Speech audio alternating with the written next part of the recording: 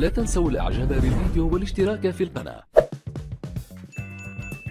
السلام عليكم. إليكم موعد وتوقيت مباراة أتلانتا الإيطالي ضد ريال مدريد الإسباني في المرحلة السادسة من دوري أبطال أوروبا 2024-2025 والقنوات الناقلة للمباراة. يحتل فريق أتلانتا المركز الخامس في ترتيب دوري أبطال أوروبا برصيد 11 نقطة، بينما يحتل فريق ريال مدريد المركز الرابع والعشرون برصيد 6 نقاط. ويستضيف نادي أتلانتا الإيطالي نادي ريال مدريد الإسباني في الجولة السادسة من دوري أبطال أوروبا على ملعب جيويس بأتلانتا يوم الثلاثاء 10 دجنبر 2024 في تمام الساعة 9 بتوقيت المغرب والجزائر و11 بتوقيت السعودية إن شاء الله. ومن المرتقب نقل هذه المباراة على قناة بين سبور HD1.